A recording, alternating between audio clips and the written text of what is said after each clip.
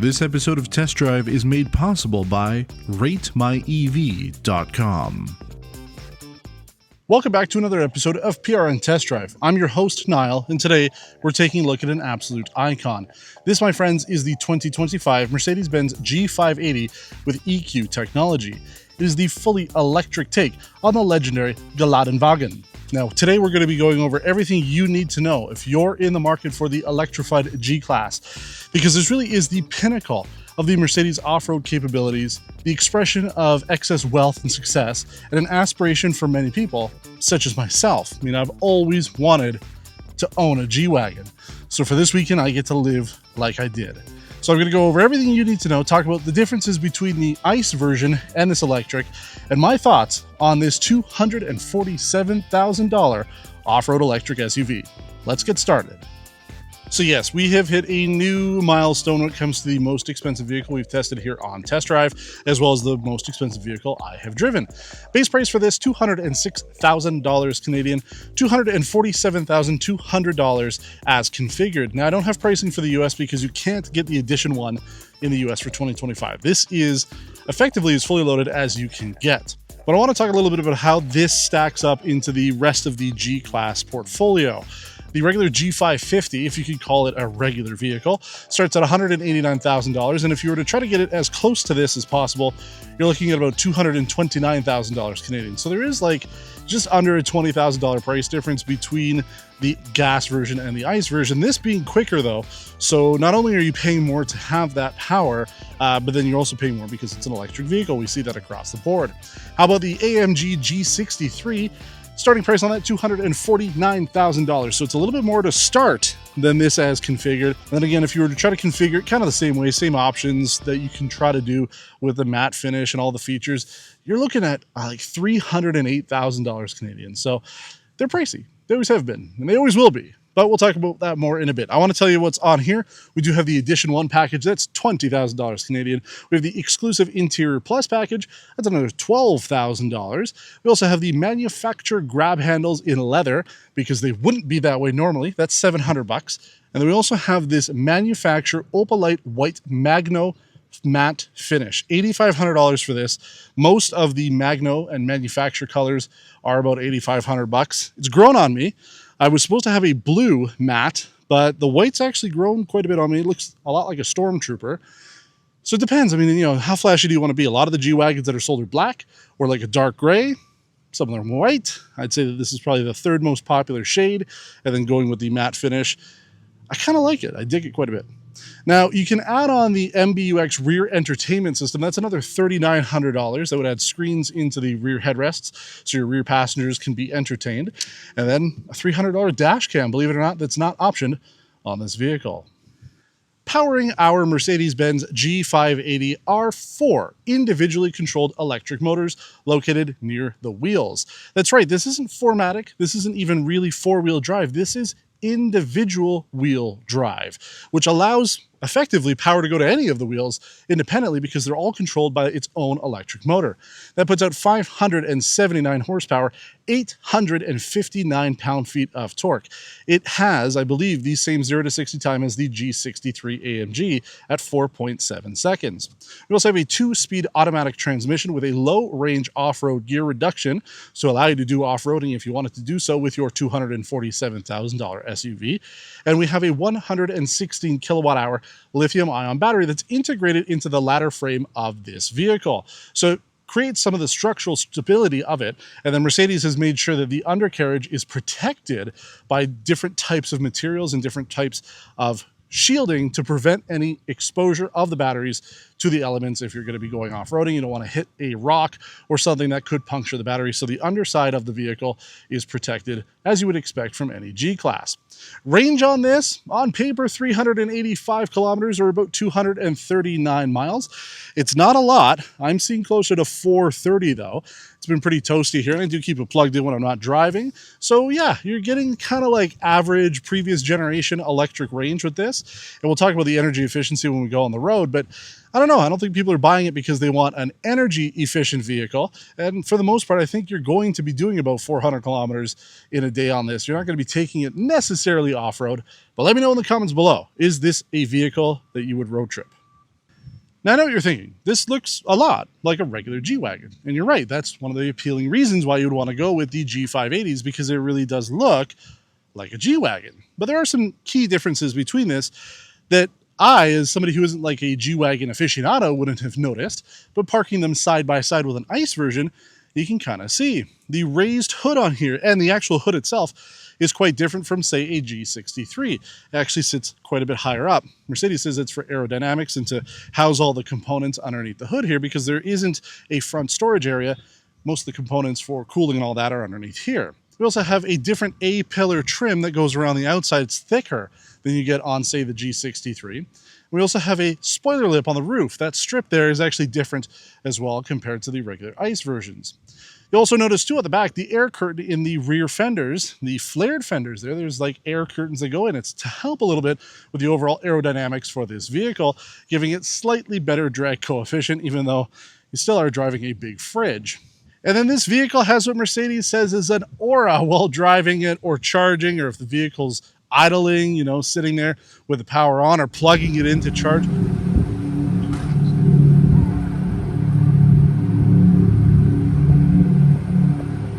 If you're driving around or standing around or walking around while you're seeing this thing doing something, it does have a very futuristic vibe to it. I'm not sure if I like it too much. Some of it's kind of loud, but I guess people will know that you got a G-Wagon. Now, the rear of the vehicle is also different as well, but again, to the untrained eye, you're not necessarily going to know. The bumper is the big differentiator. Now, I don't have any B-roll. I do apologize. However, the one thing I noticed when I saw these two vehicles parked next to each other, my G580 and the G63 AMG, the bumper area is almost completely different, where the camera housing here for ours doesn't exist on the gas version. That's mounted in behind the door, because the license plate sits higher up, because you're supposed to have towing equipment back there. A trailer hitch. You don't get that on the electric version, and that's, at least according to Wikipedia, why this has been a colossal failure, because Europeans like to tow things with their G-Wagons. Now, here in North America, I have never seen a single G-Wagon with a trailer on the back. But let me know in the comments below. If you're in Europe, I imagine that you would probably consider it, but here in North America, I just don't see it happening. This is a status symbol. It's not being used to tow. So that's the major difference there. The rest of it, though, the door is pretty much the same. And then we've got the design box that mimics the rear door. You can see here that the glass portion where it covers the glass is black, and then you've got the body painted color below that. You could get a spare tire if you want. This is where you could put your charger cable. There's a charger cable in there, and then there's another charger cable in the back. So I don't know if came from a different vehicle, somebody forgot it, but you do have a little bit of extra storage there. There's a button to open it up, so it's not like anybody can access it. It will lock when you lock your vehicle. But let's jump inside. I want to talk about some of the features there. It is pretty hot outside, and I am melting, and we'll take it on the road.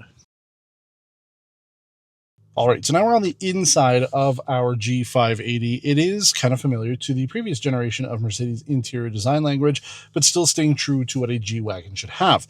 With the dual 12.3-inch MBUX infotainment and drive cluster screens, they work great. There's no issues with them. We haven't gone portrait tablet style thing, thank God.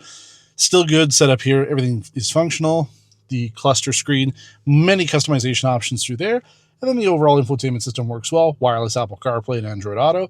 360-degree cameras. The map system's really good too, showing me where there are chargers available in the area. So all that good stuff. Nothing to complain about when it comes to the infotainment system.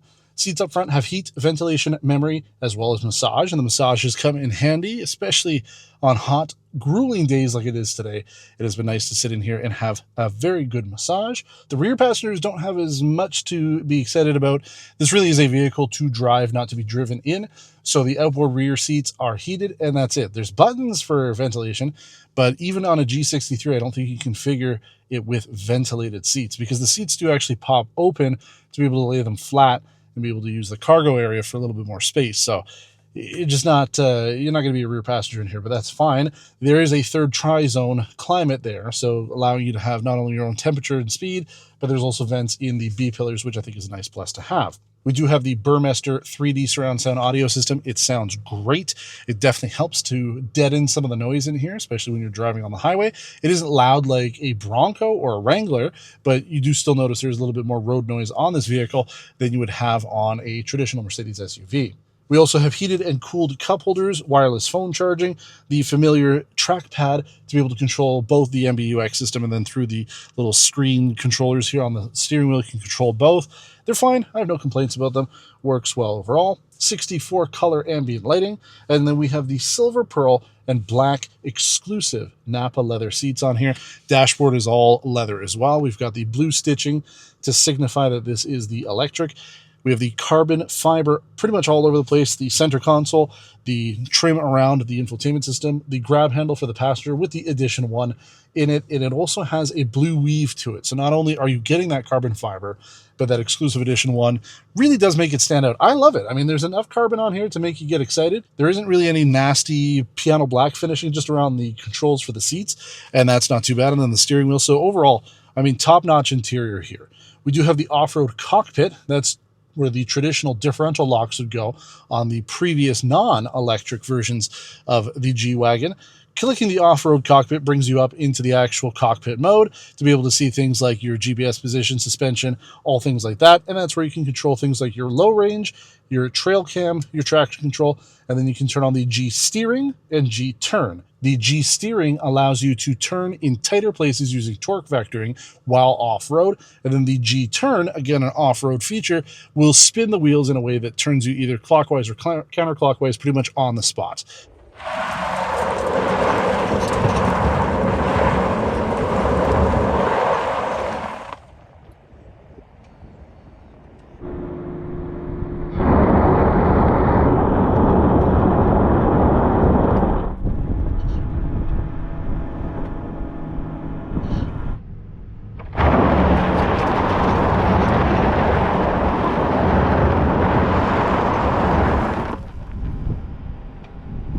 But the rest of the interior here, I have no complaints. This is what I was expecting since I was a young child, dreaming about driving a G-Wagon. It has lived up to my expectations. Comfort, top-notch. Quality, top-notch. But I think it's time that we take it on the road. I want to show you why I have been enjoying my time driving this Mercedes-Benz G580. So let's hit the road. All right, we're on the road in the Mercedes-Benz G580 with EQ technology. Who could have asked for a longer name than that? Let's talk about energy efficiency. There's not a lot of drive modes in this. Comfort and sport for the main ones, and they've got some off-road stuff. So we did it in 28.7 kilowatt hours per 100 kilometers in comfort mode. That's not great. It's kind of like what the Chevy Silverado just did, which is a bigger vehicle, but this is heavy, right? The G-Wagon's always a heavy vehicle, but this version is even heavier with all the batteries. And then you've got the fact that it's not super aerodynamic, right? You're driving a very 90-degree rake here when it comes to the front windshield, the hood, the front of it, the vehicle. It's a big box, right? So yes, Mercedes has tried to do a little bit when it comes to aerodynamics, but I don't think it matters personally. And that's like kind of what I've been struggling with the entire time here, because, you know, I've admitted, you know, if you watch the video that I did kind of joining me as I experienced this vehicle for the first time, you know, my dream vehicle, driving it for the first time, you'll know, like, I've never driven a G-Wagon before. This is one of those halo icon vehicles that few people have the actual luxury to be able to drive and own. So the fact that, you know, it took me this long to get it is amazing. But, you know, I don't have like a gas version experience to be able to compare this to. Also, I don't have anything to compare it to outside of this, right? You know, even something like the Cadillac Escalade IQ, it doesn't really compete with this. You know, the G-Class is more of like a mid-size off-road luxury SUV, so it's smaller, and then this really is geared towards off-roading. So it kind of lives in its own world. The people who are buying G-Wagons, they've got the money to be able to buy, not worry about the gas. It's a status symbol for them. And who cares, right? For me, and that's what I was explaining with my wife, like when it comes to me today, with, you know, knowing I can't afford it, but if, you know, I just won the lottery and now all of a sudden I can go buy a G-Wagon, yes, I would buy this, because for my lifestyle, I enjoy electric driving. I enjoy the fact that when I come home, I plug it in, my gas station is my garage or my driveway, and I don't have to worry about it. And, you know, I haven't had to worry about it. 355 kilometers is my range right now at 78%. Yeah, we did quite a bit of driving today. Took it out around 11:30, got home around 4 o'clock. Didn't have to worry about it. I don't even look at the range. So I would buy the electric, but are G-Class people going to buy it? So far, the answer has been no, right? The sales haven't been that great, but is it because European buyers aren't buying it due to the lack of a tow hitch? Is it because it's a little bit more than a G550? Or, well, technically, like, you're getting more power and everything. So I don't know. I mean, this is the vehicle for me. And here's why. Because we're in sport mode. I'm kind of cruising along. I realize I'm doing under the speed limit. Whoa!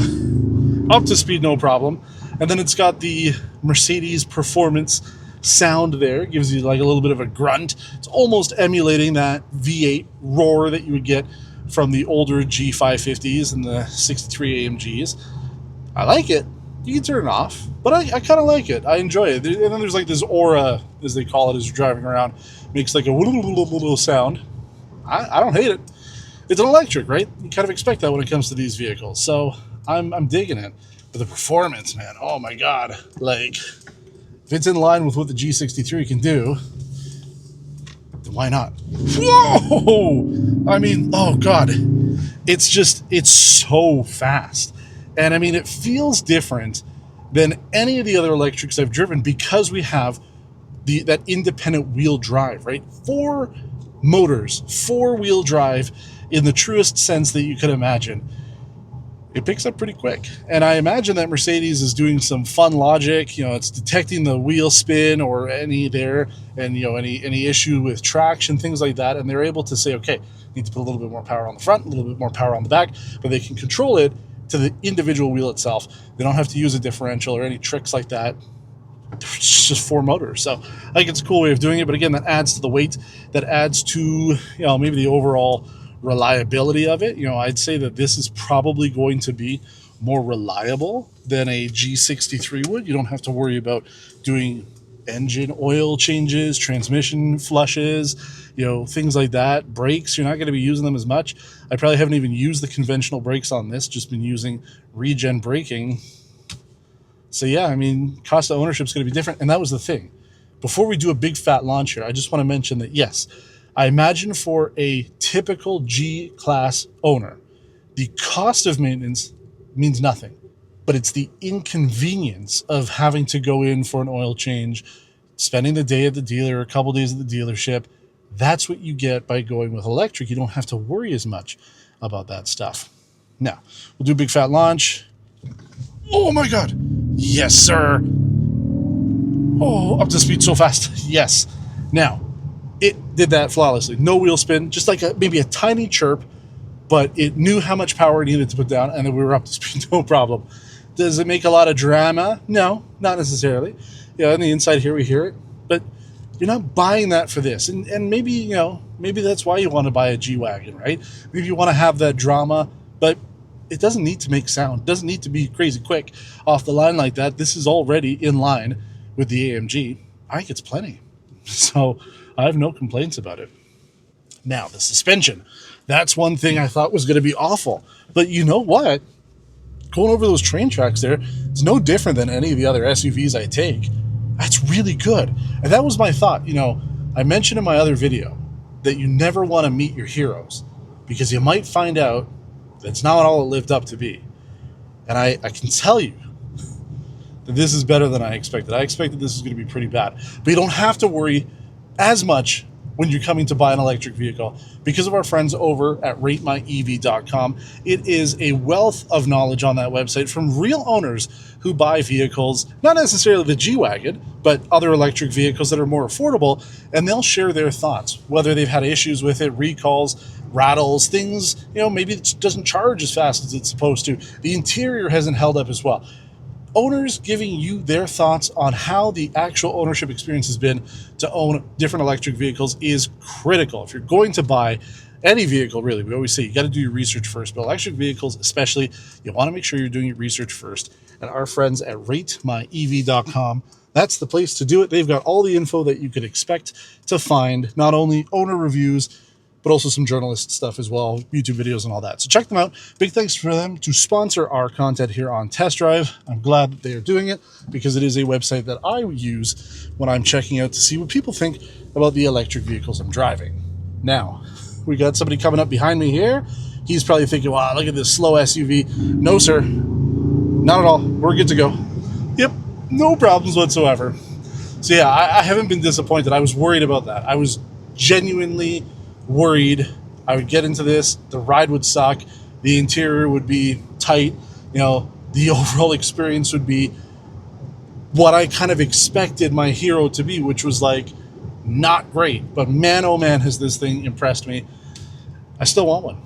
I still think I would get the electric. I still believe that the electric is the way to go for me personally, but I'm glad that there's choice. I'd say that this is easily the best electric that Mercedes offers because it really is the truest to the G class. It looks just like it. It drives just like it. It has the same features and functionality and the same looks to it.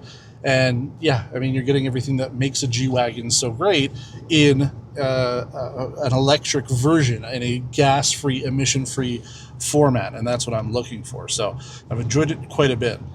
And if you want to know my first take, my true, raw, almost unedited, I believe, you know, we're going almost unedited, just some small little cuts here and there. But if you want to see how it was when I first picked this up the other day, driving my hero, the car I had as a poster on my wall as a small child, gotta go check out that video because it was a lot of fun. You get to ride shotgun with me in this vehicle. But as always, if you have any questions when it comes to the Mercedes-Benz G580 with EQ technology, please let me know in the comments below. We do try to get back to everybody. It is a little tough sometimes, but we do it. Eventually, we will get to you. So if you have questions about this car specifically, anything that we're doing here on Test Drive, there's a new community feature too on YouTube. We just activated it the other day, so you can ask things not on the video. You can just chat with us. That'd be great. You know, we'd love to hear from you. So get commenting, get liking, sharing the video, subscribe if you haven't done so already, and make sure you keep your notifications on so that you don't miss vehicles like this, because this is a vehicle I have been waiting for, and I'm so glad to share it with you. But thanks for watching, and until next time, take care.